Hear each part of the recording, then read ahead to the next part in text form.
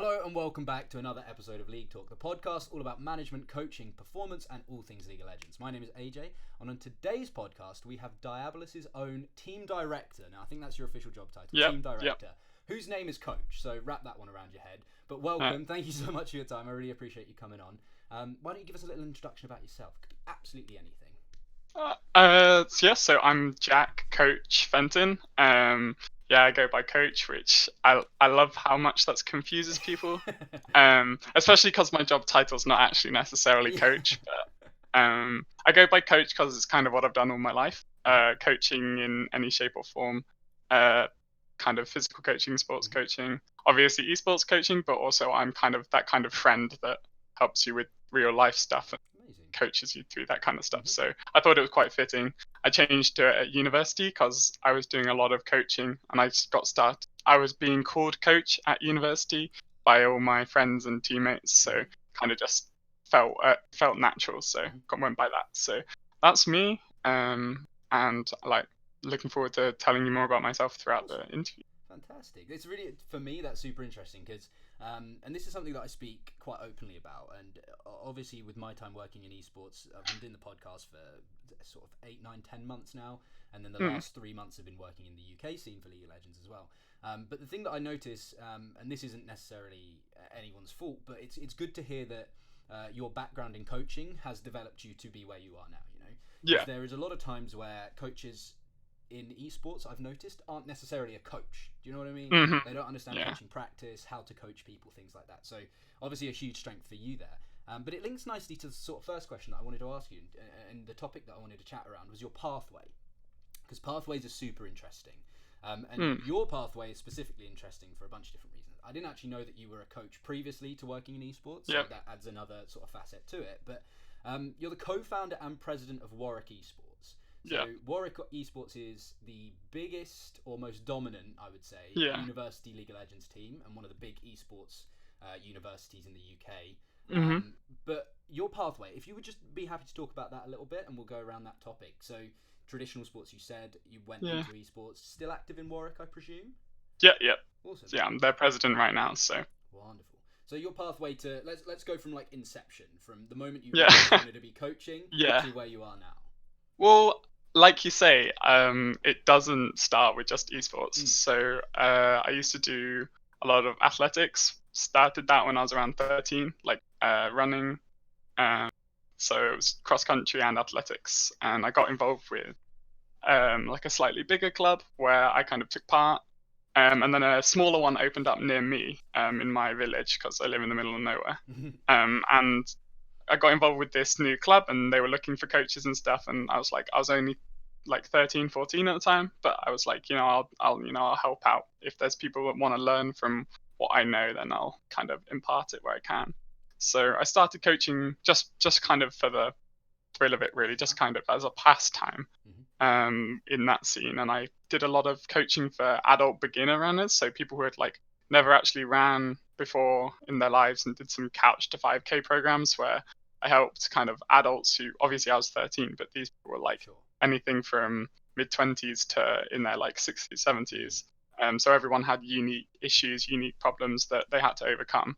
And like some of them are still running today and doing really impressive times. And that was what got me into it, because I really loved kind of helping people with that progression, overcoming like personal issues and things like that. So that was the inception of my coaching career, I guess you could say. And I did that all the way through. I did a lot of, obviously I was still I was running competitively along at the time. I was top 100 UK for cross country when I was 15. But then I got quite bored of it, to be honest, because running is not the most interesting thing to do, especially as a 15-year-old. So I got kind of bored of it, even though I probably could have gone a lot further. I was starting to get scouted and stuff, but I think it was when I first got scouted and someone said like, oh, you have to come to this thing on this day at this time. I was like, I couldn't be bothered to get up early. And then that made me realize that actually I'm not in this enough to kind of keep doing it, because it's like, you go hard or you go home when it gets to that point. When after 15, sports you go hard or you go hot. Like that's the kind of turning point, right? I mean, you'll know that from your experience. So I kind of decided to go home, and I still do a lot of sport to this day, but that's when I continued sport coaching, but didn't compete as much. And then I got into video games and stuff, and esports actually just came randomly. I guess when I joined university, I was playing League of Legends and stuff just as a pastime, and I was looking for some form of esports society because I went to uni for the lifestyle, to meet people, to get involved with societies and clubs, and all of that was much more my intent than the course itself. We'll probably talk about the course later because I do a lot of esports stuff with that. But I think that I kind of just got involved with this society and started running kind of the esports stuff and coordinating all the games and realizing how big the world was. I think that's what got me into esports coaching. So that's probably my progression. But obviously, I did a lot more in the last 2-3 years. I've done so much more and got myself into the world of esports much deeper. So yeah. So there's a couple of things there that I think is really interesting, and the first thing that I've noticed as well, and maybe you have an opinion on this, is from traditional sports coaching and my world, I have coached and regularly do coach people that are better than me at the given sport, right? Yeah, exactly. And this is something that I've found through talking to people can get a little bit of pushback in esports, right? So I totally agree with you on this. When you mentioned it in the intro, I was like, I have to bring you up on this. Yeah. So the thing that I notice is, firstly, when you were playing, what standard were you playing to? Were you playing to like plat, gold, silver, challenger? Around the kind of gold plat kind of area. Like when I do play, I used to play for fun as well. I didn't used to. I wasn't the kind of person with hours and hours under my belt. I think it was because I quickly realized I preferred watching. And obviously coaching is where my background was. And I got involved with just a casual team in the uni scene in Newell, the National University Esports League. And my university enters like 10 plus League of Legends teams every year. We enter many teams into many games every year. We're one of the highest kind of in terms of people that we throw at all the leagues. And I was just one of the kind of lower end ones, like a team of golds and plats, and I really enjoyed playing in the team environment. And when we started taking games off like the full diamond teams, and like, I realized that actually it was all about cohesion, coordination, and like knowing the game really well, which I did, and I'm quite good with strategy and just managing individuals, so we never tilt and stuff like that. And that was when I kind of realized that actually I really enjoy this. And at the time I was doing research as part of my degree. You're allowed to research whatever you want. So I study linguistics. It's my course called Language, Culture and Communication. And you can research anything you want as long as it's a language-based research project. So I wanted to research the language of esports at first quite loosely, basically focusing on cohesion. And I did this in the first term of my first year, just using my casual team that I was playing with, just using data from my team and stuff. And then in the second year, I reached out to our top team, which was the number one in the UK at the time, Warwick, and asked them, could I use your data for my second term project? And then at the end of, but over Christmas, I applied for some funding from the university so that I could take my research even further.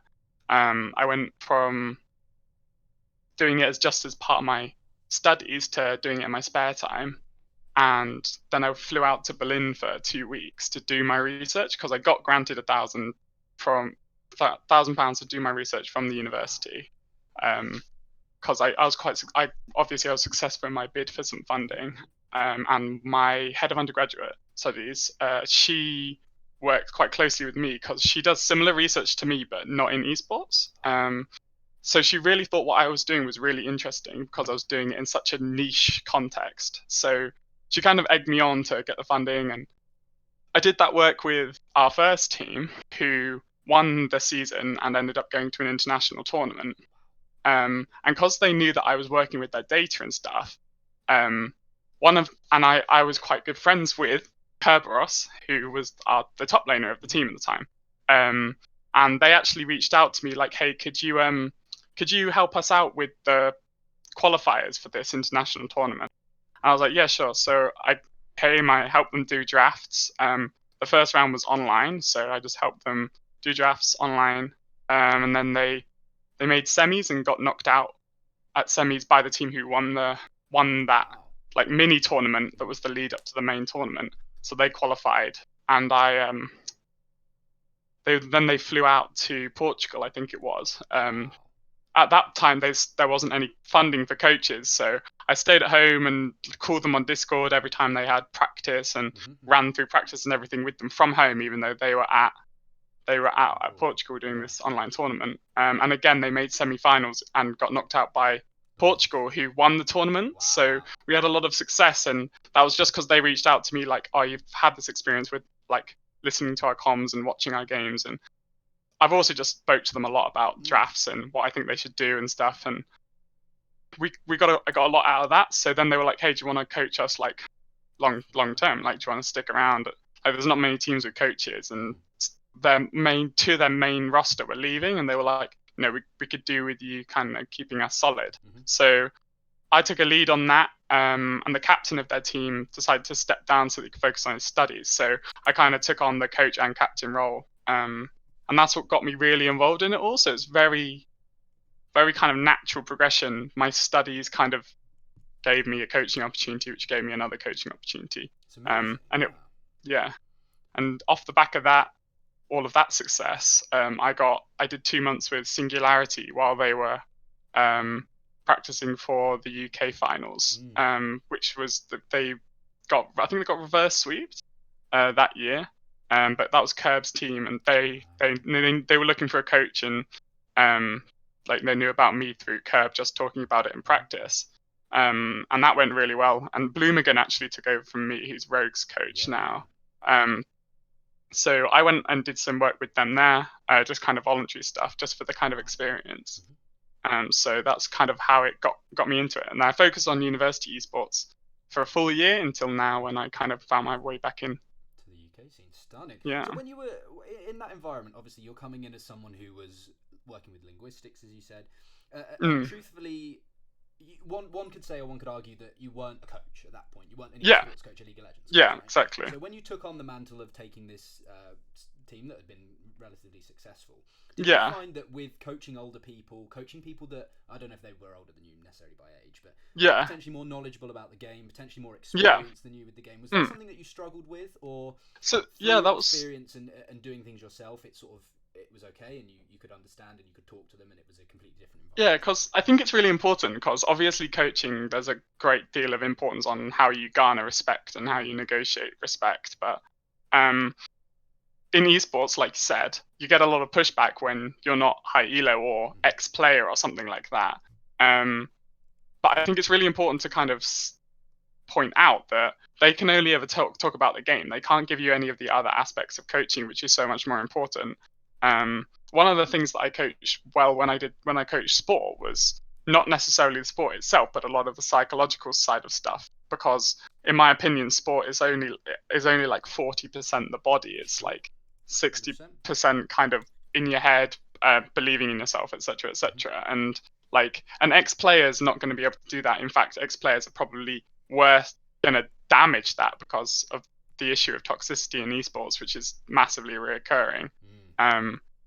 And when I was working with these guys, at that point, I was still quite new to the game. I'd only been playing the game like 3 years or so, and only very casually. And I kind of learned a lot by bouncing off them and working with them. And it was a lot of, hey, give me this idea, I will turn this into something that can, like, tell me more about these champions you play. How can I coordinate those champions with the whole team's roster to bring together a team composition? And then so I learned a lot of stuff from the basics very quickly in a competitive environment, which basically give me quite a holistic kind of coaching understanding. So actually I'm not kind of biased by any player experience, because often that can kind of damage your coaching outlook, because it's like, well, this worked for me, so it's going to work for them. Whereas I fully understand that there's hundreds of different learning techniques, especially when, as part of my degree, I actually learn learning techniques. I study learning techniques. I study language learning techniques, but a lot of them are transferable to learning anything whatsoever. So I'm quite good at recognizing, okay, you're this type of person, so you prefer this style of coaching, and So I can important. yeah, exactly, right. And when you've got 5 people and you may have 5 different coaching styles there, it's really important to diversify what you're doing and making sure it's appropriate to everybody, 100%. because that's what causes hostile environments when 2 or 3 of them like the coaching style but the other 2 don't, and then it ends up with team internal issues. And it's really important to be able to cater for all your team, and that's something that I could offer that no ex-player could offer, really. Yeah. And I think that's one of the beautiful things about coaching is coaching styles and the way that you deal with certain situations. This is something that interests me massively, especially because it's so difficult to divide time in the right way, especially when you have different coaches. One thing that a coach needs to do, in my opinion, is be malleable to what his students or players. Team. I agree. Right? And if you need to be authoritarian with one person, but in another situation you need to be completely discursive, then having the adaptability is so important. Strongly agree with that. You also touched on something that I think is possibly the most important thing in esports at the moment. And it was all to do with the mind, right? Because esports is, from my experience, now this is UK level, that's the only experience I have, never been Europe or anything like that. But from my experience and talking through people on the podcast, and that has been people in Europe, in America, all these different people. Esports seems heavily in the camp of focusing exactly on what's going on this one screen, right? The beautiful thing and the lucky thing that I got is through being a performance coach for this split was an arbitrary title, but essentially something that was going to help players with everything other than the screen, right? Yeah, exactly. So, and one thing that I noticed on your Twitter as well, and I did have a look back, I can't remember when it was, I want to say like a month or 2 ago, you were talking about welfare. So that was my twit longer. That was it, and I had to read through that, and that was really interesting to me as well, because it was nice to see that someone has a focus like that, because that's where my focus has been for the last 4 months, and making sure people are doing the right things for their mental health, their physical health, and how strongly that's going to impact what they do in the game. Because psychology is something that I delve a lot into, and things like that. So, in terms of welfare, if you could just sort of sum up that twit longer and talk a little bit about what the welfare of players and physical and mental health, and how important you think that is for the people in your team, and why you think that's a key part to their development. I mean, I'd strongly agree with you on the fact that that is the most important aspect of kind of, well, I'd say it's evenly the most important aspects of the game. So I think health generally is the most important aspect, because without health they're not going to be playing, right? And then communication, I think, is like a close second. And then I think you've got to partner that with their own motivation. So those were the 3 things I looked at, particularly for my roster this season. When I built the roster, those are the 3 things I wanted in my players, like an ability to communicate well, a motivation to learn, but most importantly, someone who also cared about their own health. Because that's a weird thing to say, right? Surely everybody cares about their own health, but a lot of players in esports, unfortunately, will push back if you're putting focus on their real life aspects, because they're like, no, just tell me how to play the game better. And I think that they will always be able to play the game better if they're healthier, or if they're more motivated, or if they're communicating with their team better, etc., etc., etc. And schedule and stuff like that is one of the things that I've emphasized massively this season, is that we've worked heavily on kind of well-rounded, genuinely things that will help them in their whole life, not just esports. Because one thing that I think, not just that health is so important, and you've got to focus on people's mental health, obviously, especially with mental health issues being a big issue for this generation, let alone for esports, where it's an even bigger issue. Or you've got to take into account the fact you're objectively working with young people. And I've done youth work stuff in the past. In fact, that's my kind of family tree. My dad's a professor of youth work. So he does a lot of stuff. He goes to all sorts of places and talks openly about the problems with how we approach young people in youth work in the UK. And I obviously get a lot of that, and we talk about that a lot. And one of the things that I've got off that, and also my own experience working with young people in kind of mentoring environments, is that regardless of what the end product is or what they're doing at the time, you've still got to understand that they've got like a whole life ahead of them. And for a lot of these people, esports is a career, right? So you want them to do as well as possible. But for another 50, 60, 70% of them, esports is either not a career path that they want, or esports is not going to be a career simply just because that's how sports work. And not everyone makes it. And if you're giving them constant short-term goals, you're ridiculing them into playing better, yeah, they might be successful in that current split, or maybe the split after that if they're lucky. A lot of the time, that's why you see so many one-split wonders, right? And you're damaging them, you're not just damaging their esports career, but you're damaging their whole life. And I think that's the biggest immaturity of esports, is that you can have 4 months, like one split with a player. If your coach has an extremely authoritarian spoon-feeding style, they might be amazingly successful, but they will actually take multiple steps back in terms of life experience and their genuine understanding of the game, but also the world around them. And you're kind of screwing them long term. So that's what I've done a lot of this season, is kind of teaching the players not only to think for themselves, but also to like increase their health, like realize the importance of going to the gym, drinking well, waking up in the mornings rather than the afternoons, etc., etc., etc. And I've not been massively authoritarian, because at the end of the day, these ERLs shouldn't be treated, like, have to be treated as an ERL, right? Like, that you shouldn't ridicule them and treat them as if they're in a full-on professional environment, because I can't have complete control over their lives.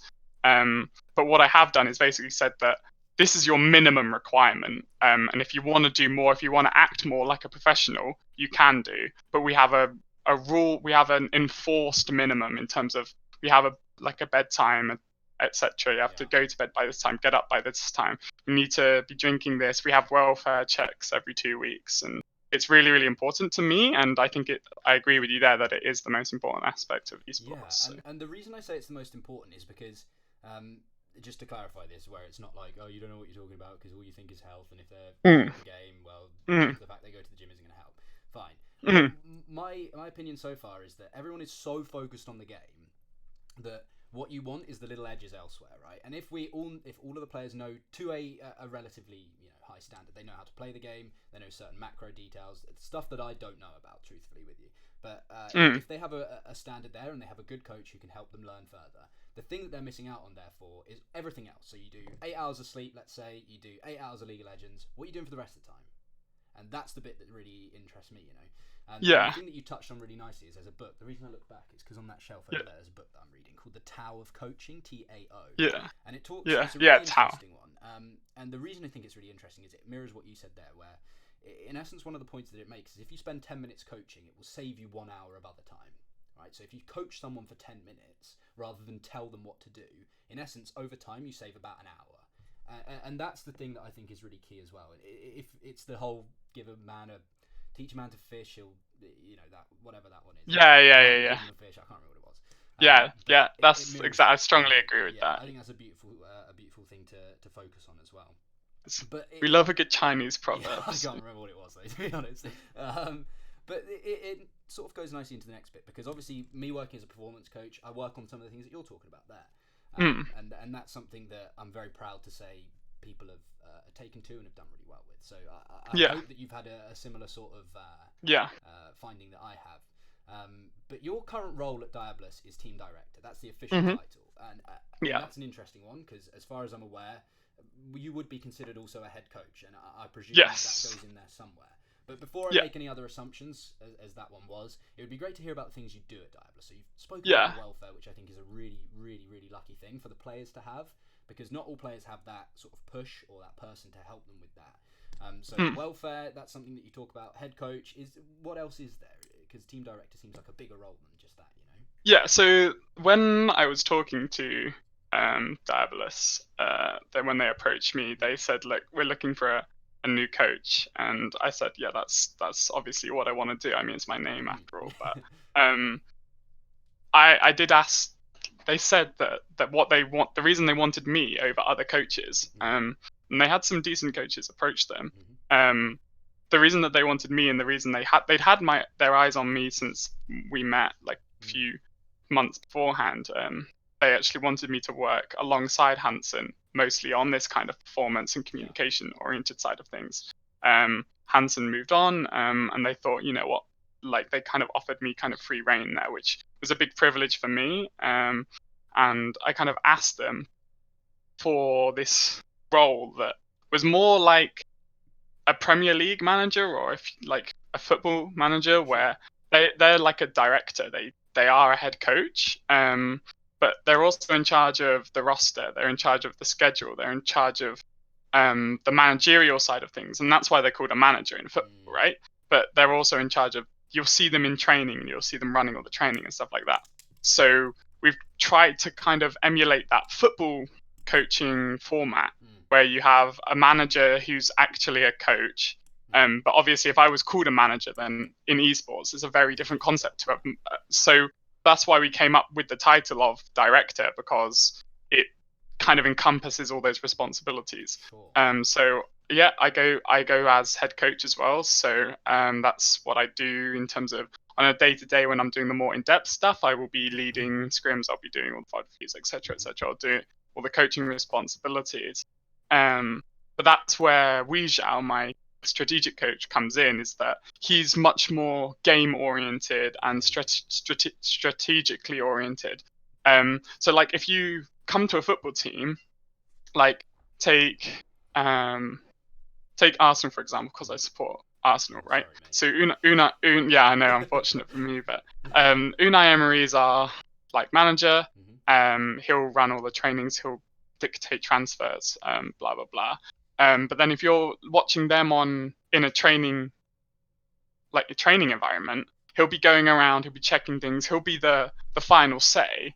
But then he'll also have a attacking coach and a defensive coach, and that's kind of where Weizhao is, because he's both our attack and defensive coach, and in the fact that he does the game-oriented stuff and talks in depth about things, and we'll watch the VOD. We'll be watching the scrims live together and discussing everything that's going on, and then we'll form that into a plan of how we can improve on that. Which I think is the optimal dynamic as well. I mean, you see in NA they often have they have the two coach system now. And that's the way that we're doing it. It's very much a co-coaching scenario. So I think it's best understood as we're both kind of managing the head coach role together. Sure. And then I do all of the infrastructure side and the like welfare stuff on top of that. Yeah. And I think that's really, really nice. And the reason I think that's so good is one of my biggest idols is Weldon Green. Weldon Green, obviously head coach of CLG. The reason I think he's my biggest idol is because he's done, in essence, what I would love to do. And I think what he's done is taken things that he's learned from the world of traditional sports, being previously a swimming coach, I believe he was, and moved into esports and taken the things that he's known and has worked on and has spent 10 years or however long creating and applied it. And the reason I think he's done such a good job is actually very similar to the structure that you have. Now, currently, Weldon is the head coach, and I think this is I can't speak highly enough of what this, the way that he structures his dynamic is he's the head coach, and from what I understand, he will work on how to get the best out of practice, work on the mental side, doing things like meditations. One of the things I've learned a lot about this year is meditations and the welfare, all these sort of things. And then what he does is, because he's not strategically as sound as maybe he would like to be, he employs people and puts the infrastructure in place where his players can develop around that. So he has a strategic coach of Iraean, I don't know how you say it. But I think if that is that something that you pretty much you're working on there at Diabolus? I guess the best way of understanding it is that I'm just a bit of an Asda Prize Weldon then at the moment. Because that's I also look up to him and several other coaches for that matter, but that's the kind of format that I do go about in doing, where my game knowledge may lack, I have someone there to work with that. But in terms of the holistic looking after the team, providing the best platform for improvement, that's kind of like what I offer to a team. Yeah, because I think you said it nicely. In traditional sports, you don't get Mourinho or Emery or maybe Pep does. I don't know about Pep. Yeah. You don't get these people that are like the goalkeeper coach, the centre back coach, the wing back coach.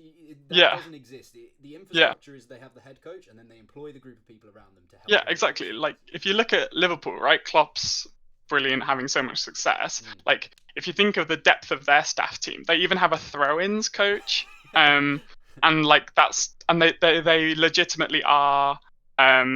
Last season they were the team with the most goals off throw-ins. Last season, because throw-ins technically are a set piece play. So and they treated it as one, and they got a lot out of it, right? Yeah. So that kind of shows you that it's about having a mastermind behind the plan, but who then facilitates a lot of other people. And I guess that's, that's what I do best is I be a facilitator, I guess. So. Yeah, that's really interesting. I think that structure is what we're going to see a lot more. Much like 6 months to 8 months ago when I first started the podcast, I thought that team houses would go out the window. I think this is something that we're going to see significantly. Yeah, and I think I'm strongly against team houses. Yeah. If that sort of infrastructure of having the head coach and the infrastructure around that, that's not something that we're seeing now. That's something that we will see in the next six months, 1 year. 2 years. That's the way I'm thinking about it as well. Yeah, so that's why I see it as a lucky opportunity to be already doing that in the UK. So awesome, because the UK is something that you said you coach Singularity. You're now with Diabolus, but prior to that you were in the university world. Now, university scene. In America, they have the collegiate scene, right, which ends up being broadcasted eventually in the NALCS arena. And it's an interesting pathway, a much better pathway than just seeing someone on the ladder and being like, okay, he's top challenger, let's give him a go. But it is one of the ways that they can get closer to becoming a pro. UK universities and UK esports in terms of the university side, I have no idea. I don't have the background in. Not something that I looked into at my university. I know we don't have the university I go to. It's not a big emphasis on esports. So the UK university scene, what's that like? What's that like to work in? What's it like to be around? So it's very young. And there's been National University Esports League. NUL has been around a little while, maybe 5-6 years, and they've recently got a lot of traction. And there's a new league as well called NSC that's backed by Bucks, the British University Championship. Like the governing body for all of the sports. Yeah. So basically, it's a pseudo sport now because it's being governed by the same governing body. So when you take part in that league, NSC, you are able to basically compete, and you get the same points table as the sports do. And Warwick was the highest on that sports table. So across all games, we were the most successful. Mainly off the back of a CS:GO team that we had that won everything. They're incredible. Our league team still was formidable, finished third in both leagues. And our Rocket League teams are incredible as well. Amongst many other Dota and stuff like that, we're all very. I mean, we win. We either win or we're in the knockout stages of every single game. Like you don't play in a game without having to play against Warwick, basically. So, but in terms of the kind of the tournaments themselves, they're very young. It's developing. You kind of put yourself in and volunteer on this online format, and it is really great. The difference between it with than collegiate in America is it's a lot more grassroots here, where you kind of put yourself forwards, you get involved with your teams, and you play online, but it's super open access, so anyone can be playing. So obviously, like I said, I first got involved in competitive esports just playing with a casual gold team, which was in the university league. So you'll have bronze teams playing against each other at the bottom of the ladder, and they divide it into divisions, so it's pretty fair, and you still get a really good feel in terms of you feel like you're winning stuff because you've got divisions, you can be promoted and relegated and stuff. So I've coached teams in the top divisions, but I've also I started by playing teams in playing as a team in the middle division, and that's quite cool and it's really enjoyable. It's very grassroots, I guess, but the collegiate scene's got so much money in it. You've got scholarships and stuff. And I think that's the next step for UK esports, is that we can see it coming. So some teams are actually offering scholarships now. You see that at Staffordshire. I think Roehampton as well, because they have their own arenas and stuff. I mean, Kiel might offer some at some point because they have a venue as well. But a lot of the time it's like you can't. You study a separate degree. So a lot of our students are like computer science students or data science students, because Warwick offers one of the best computer science courses in the UK. So that's one of the reasons for our success, is the fact that we attract a lot of very intelligent computer-oriented people, which means that they're playing video games because that's a logical pastime for them. So it's more of a thing on the side. And if you look at a team like Exeter, which is the current best League of Legends team, has been for 2 years, they're extremely good. Saw them compete in Forge last year, and they were beating UK teams. They went to Insomnia, and they took a game. They knocked out one of the UK teams that went to Insomnia this time last year. And now NSC gets a seed into Forge this summer. So the winner of the NSC tournaments is a seeded place in Forge. So that you'll likely see Exeter there. And the level of play is high. I brought with me Heathen and Koki. Unfortunately, Koki ended up taking time off. But I brought Heathen with me from the university scene, because I rate the university scene so highly. And I used to play against him so much, and I knew he was a leader of his team and knew he had potential, and kind of came with me from the university scene to UK, and he's shone as one of the best supports in the league, regardless of the fact that he's a rookie. You see him in like the matches to watch and things like that, and this guy's really shining, and he's like that's kind of how it is, and that's not even that's just the start of it. There's so many more people that I think have so much potential. If you look at Exeter's team as a collective, they could beat a lot of the UK teams, and they definitely put us through our paces, and I think they can go a long way. And they don't even see this as like, but that's where the issue comes in, is that they don't see this as a career or a genuine opportunity. They kind of do it because they enjoy doing it. They're also really good. And there was other university people that I approached and said like, hey, would you be interested in doing this at the UK level? And some of them were just like, no, actually, I prefer doing it at university. It's more casual. I don't want to commit to it as a career. But also because the level of gameplay and the competitiveness of playing it, you get just as much out of it. So you get a game day each week, and the format is just as kind of satisfying as this. In fact, you'd argue that the format of that could even be better, but that's a can of worms that some people don't like, isn't it? The tower system. That's an interesting one for exactly. Sure. So do you see university esports as that another pathway? Because so I see it as a stepping stone. Because previously in esports it had been like, we'll find someone in the ladder, and now it was like academy teams come in. So if we find someone in the ladder, the perfect example is Magi Felix. Is like, he's really good in Challenger. Let's throw him in Fnatic Academy, see how he does. And those sort of things, and potentially not Fnatic Academy because he played on competitive teams before.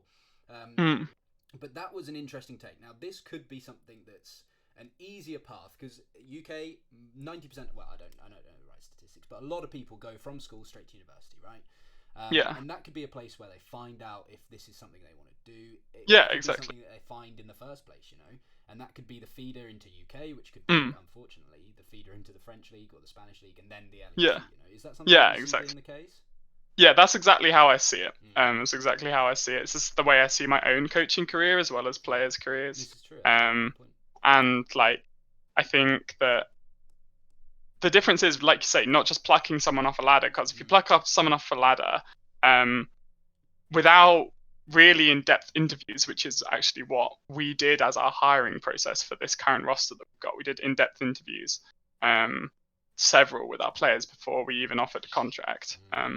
Without doing that, you don't get a grip of what that person's like, or what they will, and you'll never know what they're going to be like in a competitive environment. Sure.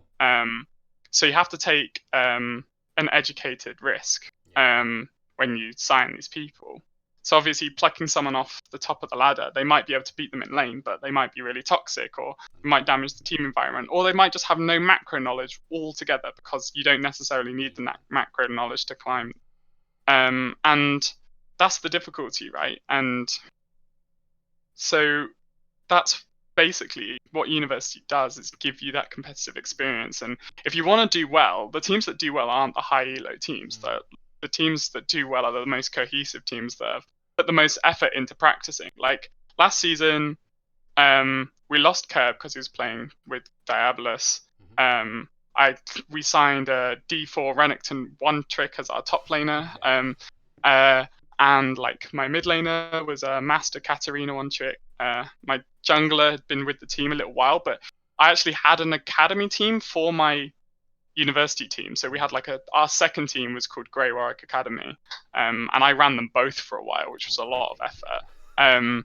And Send, our jungler, he came through the academy team up into the top team. So he was like low diamond. I picked him up. He played really well. I watched him do really well. Put him on the academy team. Then he made his way into the first team, which is the same as our mid laner as well. He did the same. He came up through the academy team. So I kind of developed these talents just because they were good in a team environment, and had this team of people that weren't necessarily the highest elo in the UK. They did end up being the highest elo in the UK because they were just putting more hours into League of Legends just so that they could improve. And then we picked up Koki, who was a fresher, and then our captain Phil, he's been playing in the university scene for years because for some reason he never seems to graduate.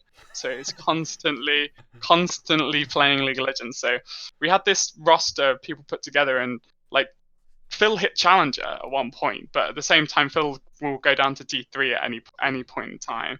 And it was because these guys worked hard and were a whole team that we finished third, regardless, even when we lost Curb, who obviously is like a mid-high challenger like player. You've seen how good he is in the UK scene. You can imagine the impact that he makes in a university scene, right? Sure. And a lot of people were like, oh, they've lost him, they're done for, but we still finish consistently highly. So kind of shows that it's much more about the team than the individuals, which is how it should be, because it teaches these people who have, say you're challenger and then you go to university and then you play in the university scene. It teaches you to realize that the team is much more than yourself. Which is definitely the biggest issue in esports, is dealing with people that think that themselves as an individual is bigger than the team. And just learning that, let alone learning all of the macro, the practice regimes, the team, just the communication in a team environment, let alone learning the importance of being a team player, at the very minimum, is so big when you sign someone from a uni team rather than straight off the ladder. So. I mean, the interesting thing for me, and it sounds like I could be wrong, but it sounds like we have a similar opinion on this. It's very easy to go down the route of having like a result-based analysis, and the result having like a completely arbitrary, well, not completely arbitrary, but to an extent, D4, D1, Challenger, there's an element of an arbitrary nature to that, right? Where you could have someone, as you said, a D4 Renekton one trick, and I'm guilty of it as well, because that made me like laugh a little bit. I was like, D4. But exactly. And he was one of our best players last season. Like, amazing. This guy shined. So. And this is the thing that I think people can be very guilty of, is you go D4, therefore he's trash. He's a one trick, therefore he's trash. And you don't you don't explore the other avenues that actually this guy could be phenomenal for X, Y, and Z reason. And he was the hardest worker. He was the hardest worker on the team. If I said we need to learn these champions, we'd learn them. Like, this guy used to never play ranged tops. Ranged tops were meta. He learned every single ranged top. But he was also the same guy that would play Sion in the Sion Urgot matchup and be happy about it, because he was willing to put the team before himself. So he was. I had much higher elo players that I could potentially have put in the top lane. I did trials at my university. We do trials at the beginning of every season, because I treat it more like a sport where you have trials. Like university sport, there's always trials, right? So I just try and treat it like a university sport, because that's what it is. And we had the trials, and I knew that this guy would adapt much better than anyone else. So, and he did, and it showed. So. Well, shout out to that guy. What was it? In-game name? His name's Dard Hong. His in-game name. But yeah, his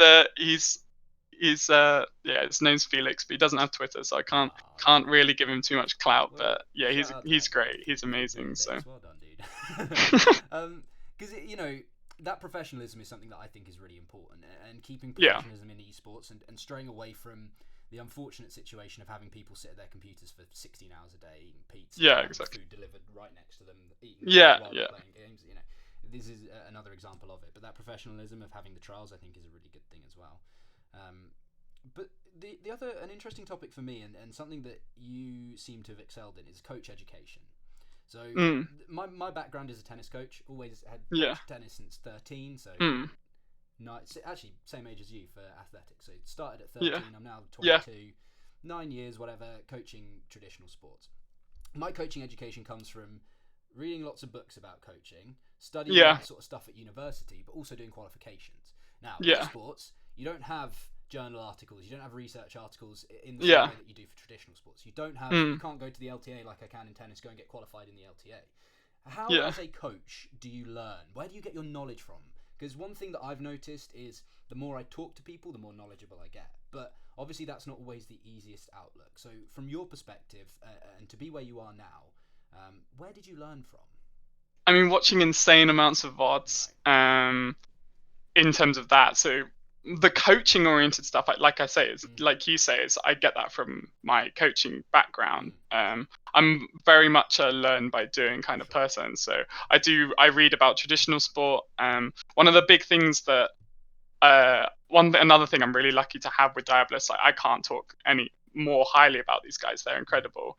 Ash, the CEO, we were talking in depth about he'd just finished reading Alex Ferguson's autobiography, who's obviously an incredible coach, right? Yeah, exactly.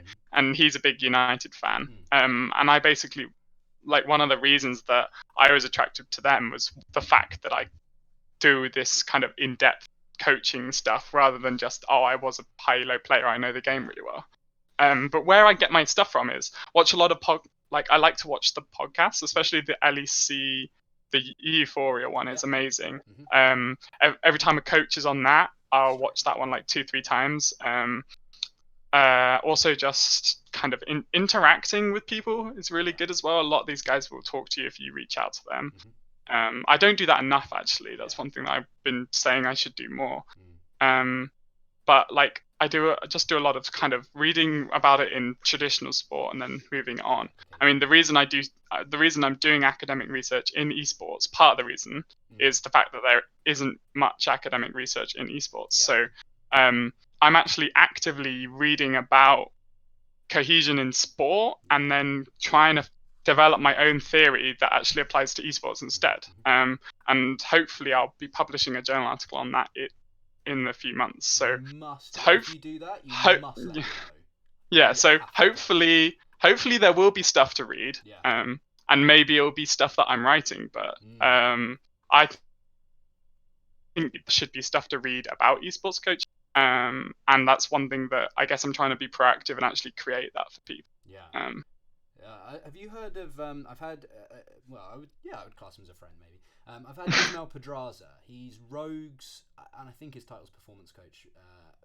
For Rogue, He formerly worked for Misfits, all that sort of stuff. Had him on the podcast a couple of times. He's one of the absolute pioneers in esports research. But when I was looking for my dissertation, something that I want to do is performance coaching and relating that to esports. It's in the idea is like here, but it's not really gone further than that. But looking at it, one of the reasons why my university and the people involved weren't too keen on the idea of it was because there's very little to do with it generally. So it would be finding something and a topic that I would have to do a lot of work on to find out about. But he is definitely someone that is. He's released a couple of journal articles, very interesting stuff. So just for yourself, if you haven't read him, know him, that's definitely someone. You have to link me this. Really, really good. But yeah, it is interesting because obviously you can spend so much time watching VODs and doing this and doing that. But from my experience, the doing, as you said, is the bit where I have learned the most. So reading these journal articles about sports psychology, how to manage people, finding the right coaching styles and developing that is like all well and good in terms of theory, but you never really know until you practice it. And I think that's one thing that I've learned the most from as well. So it's I'm good because I'm keep hearing these affirmations of the stuff that I've done as well. So good news for that. But onto this split, we've spoken about a little bit about Diabolus and what you are doing at Diabolus. And we've spoken about university esports, what that's going to look like, what you think that is now. But this split has been an interesting one. So for anyone that is listening that doesn't know, I was been working the same league as you, and that league is UK Esports, of course, so the UKLC. And in the UKLC, Diabolus is one of the teams. That's the team that you're with. So I wanted to talk to you a little bit about what this split has been like for you. So in relation to many tier lists, and I want to reiterate massively that tier lists could not be more useless, in my opinion. I agree. I didn't partake in that. Of any esports whatsoever, and for some reason the UK absolutely loves to go over tier lists for the UK. The UK is drama central. That's why I hate it, honestly. But you guys have outperformed where you were targeted to be, right? Yeah. I think that would be fair to say if you were to relate them to the tier lists. Maybe, probably not your opinion when you were looking at the split. You were like 8th or 9th, not a chance, mate. Absolutely no chance. So what's been one of the things you're focusing on for Diabolus? So we've spoken about the welfare, so that was amazing. But what's your takes on the split? Has there been any real points of focus? Maybe communication was something you thought was really important. But what are your takes on this split so far for you guys? I mean, this split, I guess you could say we were exactly on target. I mean, 5th was where I said I wanted us to be. Not in terms of being modest or under predicting, but purely because of the fact that we've got quite a long-term focus. Not necessarily on keeping the roster together, because that's almost impossible in ERLs. I do want to keep as many of this roster as possible because I really enjoy working with all of them. But honestly speaking, it's because my personal approach is long-term. In fact, I've had a few existential crises with that, just purely because of the fact that it really doesn't feel like it fits esports at all. It's one of my biggest frustrations at the moment. Yeah, and it's one of my biggest frustrations, and esports is so short-term, and until you get to the pro scene, until you get to the big leagues, long-term stuff isn't really valuable. And that's one of the reasons that we've dropped games against people that we've recently dropped games against. And that's because we got so much early momentum purely because the guys meshed so well so fast. In fact, we had the least scrim time out of all of the teams in the whole league. Oh, wow. Because of the fact that we just had so many things to sort out, and we got together late. And we still had one of the most successful first few weeks, right? We were 2nd after the first week, maintained 3rd for the next 2. And that was because they meshed so well, because I put such an emphasis on communication and coordination and stuff. And the reason that we're now having this slump as LVP is off the back of the kind of long-term oriented stuff. I'm not spoon feeding them strategy. I'm more likely to take a step back and say, okay, now you guys do this for yourselves. Because what I want to build is a group of good players, but also a group of good, strong, well-educated individuals. Because what you've seen, and I was really looking forward to working with Hansen, who's now moved on to Spanish League. He's incredible. I mean, he gets a lot of pluses in the UK scene. What you've seen with some of Hansen's players is they've moved on and then they've struggled with their new teams. Even someone who shined so much like Yusa last season, he's had a rough few weeks, and it felt really good to see him perform well on Thursday, obviously, against Excel, who they beat. It's really nice to see that he's got himself back in the driver's seat again. And Hansen's incredible and very good for as an esports coach because of his ability to give people the information they need to improve quickly. But that may not necessarily be the best thing long term. Which my worry is that if it's so hard to keep his roster together, is that I want to make sure that I actually care about where they go next, and I care about them when they move on. I don't want them to move on and feel like they've not got any legs anymore, because I was their legs when they were on the roster. So there's a lot of learning for yourself. There's a lot of me giving them the resources and support they need to then go away and interpret that how I'm working on their identity as a player, working on their own discipline and stuff like that. So I'd love to say that if all these guys moved on and we had a disaster and lost our whole roster for next split, they'd all do equally as successful this season, if not more successful. So there's a lot of kind of building new foundations, rather than just trying to improve fast. Because I'm not a fan of the whole get rich quick attitude in esports. So yeah, I think that what we've done is exactly on track, and what I wanted. I think my biggest issue is more just kind of the realization that long-term approaches just don't work as well. Not that they don't work, as in they're not suited. It's more that all the other teams are doing this short-term stuff, which means they're doing better in the short term. But if I'm to keep this team for another split, or maybe even a split after that, it's all about having this long-term plan, which I've spoken about a lot every time I'm on one of these shows, or when I did my article about who I am when I first joined Diabolus. It's all about long-term. Yeah. And if I was able to keep a roster for a year, then I would strongly believe that this would be a really difficult to beat team, because you could throw anything at them, and the guys are so well grounded that nothing would throw them off. Yeah. And just to reiterate, so anyone who's listening who maybe doesn't understand the UK scene or hasn't been involved in it, the constant struggle that you speak about is the short term versus the long term. And the reason this is such a heavy struggle, and correct me if I'm wrong, but this is my take on it, is that if 90% of people do short term work, they are more likely to succeed in the short term, right? Obviously makes sense. Compared to those who unsurprising. Of course, who want to do well in the long term. Now, the issue a lot in esports is people move on very quickly. So generally, and I don't think there is a team now. In fact, I don't think there's any teams that has exactly the same roster, or has more than one or two people that were on the roster on the previous split, right? So this is the big concern, is people move around very quickly, especially in UK esports, but generally in esports as well.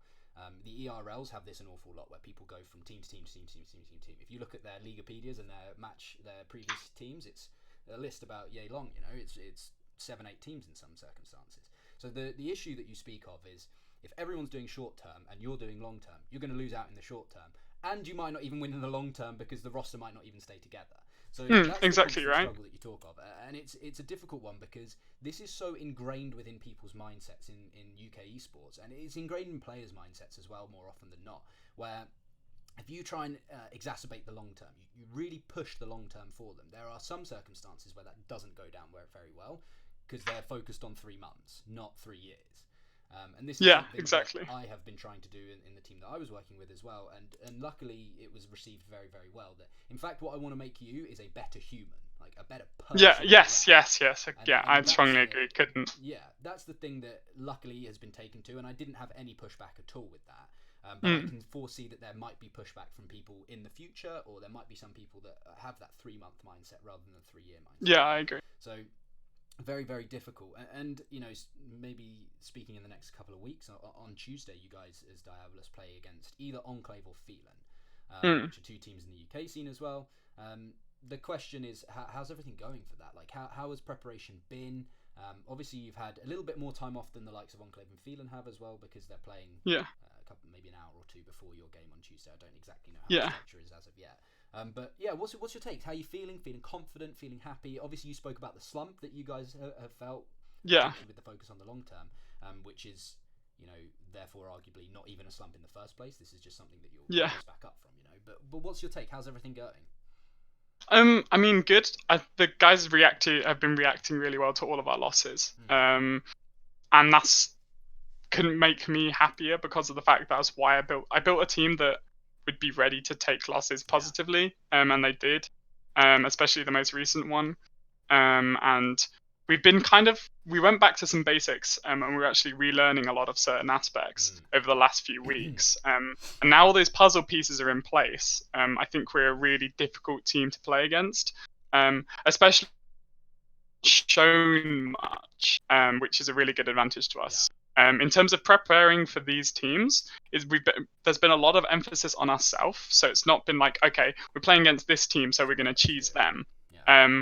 And we've done that throughout the whole split, which is why we've dropped games in these best of ones that we probably shouldn't have dropped. I mean, it reiterates. Sorry to interrupt, but it reiterates your long-term. Yeah, exactly. Yeah, the best of one system, where you're just looking to win the first game so you can play on Thursday, is really short-term oriented. So it's another issue I have. So not only is my coaching style that not suited to esports, it's even less suited to UKLC because of the format. which I don't want to get into too much depth on. But yeah, I think the big thing is the fact that we've been focusing on ourselves a lot on what we want to do, which means that we need to face. We're going to face some teams where, in a best of 3, they may only have 1 or 2 strategies to play, whereas we'll have several. So we can show new things in every game of the first best of 3, and if we win that and move on to the next one, we're going to have more strategies to show in those next ones, because we've gone back to the basics when we had the time to. So we effectively used the safety blanket, the parachute that we built in the first few weeks, to go to do some proper team practice, so that we were ready for playoffs. And the focus has always been playoffs since like week 3.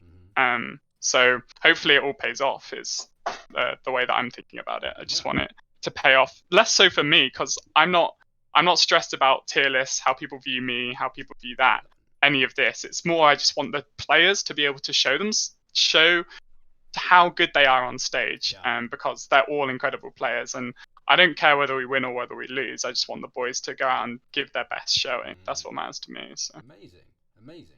And I think, from my point of view, from a coach's point of view, like a traditional sports coach's point of view, that is a mindset that is so rife in traditional sports that will bleed into esports. And if it doesn't, there's a huge mistake. You know? Yeah, I agree. The mindset that you have, where it's like, for example, using the sort of the previous like 3-4 weeks of UKLC is just like, let's see what we can do, right?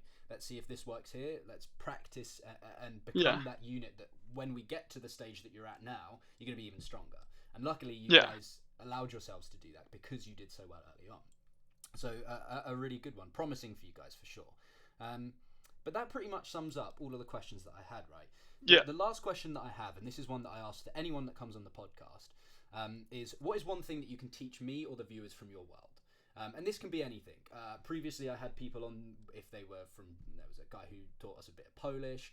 There was the previous person was the head of development from CLG. She taught everyone a couple of strategies, mental strategies to help you cope in certain situations. But from your world, it can be absolutely anything, right? So what is one thing that you can teach me or the viewers that you think I mean, that's a cool question. I did get the questions in advance, but I didn't prepare for this one.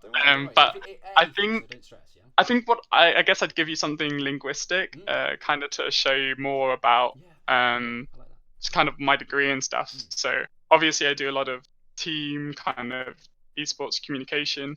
So like psycho and sociolinguistics, which is all about like what we think about when we're talking and also the sociolinguistics, which is like how does talking impact your social ability, and how the social worlds create these things. And I guess what I'd impart is something a bit more obscure, I guess, from the other side of my degree, which is like the linguistics side.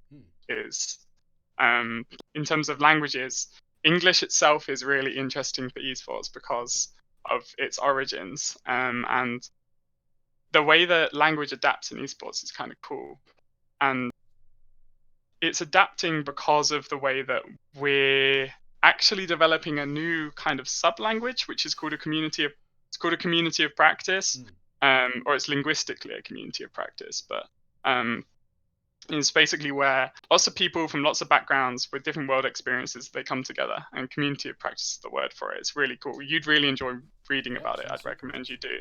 And we're kind of creating that in esports, and it's really driven by Twitch chat, and that's really cool. And one thing that I've found really interesting and blew my team's mind when I told them, so as my little, I guess if I can make it into a fun fact, it would be that actually the origin of English is Dutch, and English is not related to any of the Romance languages, biologically speaking. So all of our French words, all of our Spanish words in our language, they're just borrowed words from when they have invaded us so many times. Like all of that, and when we invaded them as well, because we invaded a lot of people. But like all of the kind of words we have from French and Romance languages are just borrowed that we've used because we didn't actually have a word for that thing. For example, baguette, we just didn't know what a baguette was until we saw one, so we call it baguette. And English is part of the Indo-German Germanic tree. So technically, it's a German form of language. Wow. Which, and then I'm skipping a lot of steps here, but German made Dutch, and then Dutch effectively birthed English. And I work with Froy, my Dutch boy, on my team. And it's really cool to see how our grammars, I guess, deteriorate when we're talking together a lot. And that's because of kind of the origin of English. So that's my fun fact is that Dutch birthed English. So. Wow, because that's sort of my opinion, and clearly wrong, was that there was an element like it was only from Latin, and that was it. English is basically. Nah, we're related to Latin biologically. So English is biologically not related to Latin. So there's a lot of Latin languages in Europe, obviously, but we're not a Latinate language. No, we're a Germanic language. There's like two sides of the European tree, and we're on the German side. Well, there you go. That's very interesting. That's news to me. That shocked me. Oh my God. I was like, why are we all in schools? Latin. Yeah. In UK schools, Latin is something that a lot of schools do, right? They have French, Spanish, and Latin. Maybe some German in there as well, from my experience. Bizarre news to me. Amazing. No, thank you for that. That was a super interesting one. So that, as I said, that pretty much sums up everything. So thank you for imparting knowledge. Thank you ever so much for coming onto the show. I really appreciate it. Thanks for having me. It's been a really interesting conversation. And it's, from my perspective, I'm very, very glad to see that there are people from the world of traditional sports, from the world of coaching, that have bled into esports. I think the more of that sort of person and that sort of mindset that can come across to esports, the better, personally. So yeah, as I said, thank you ever so much for coming to the show. If people want to get in contact with you, want to follow what you're doing, maybe follow the team that you're working with, where's the best place to sort of find all of that information? I mean, so yeah, go follow my team. We actually had our the organization's second birthday yesterday or the day before. So yeah, go give Diabolus a follow at Diabolus Esports on Twitter. Come join the Discord and talk to us. We do like predictions each week for the league, so you should come in and give your team some hype. And that's really cool. So that's really fun. But if you want to contact me, my Twitter's DBL Coach. And that's pretty much where I'm most active, to be honest. Awesome. Well, all of your information will be in the description when the podcast is released. Nice. So, as I said, I appreciate you coming on to the show. It's been a really, really interesting one. And for everyone who's listening, I hope you've enjoyed it as much as I have. Again, this is another one that I think has got so much value out of it. So, I hope you guys who are listening have got the most out of it that you can. Thank you ever so much for listening. And thank you to Coach for coming onto the show as well. Cool. Hope you guys have Thanks very much. And have a wonderful day.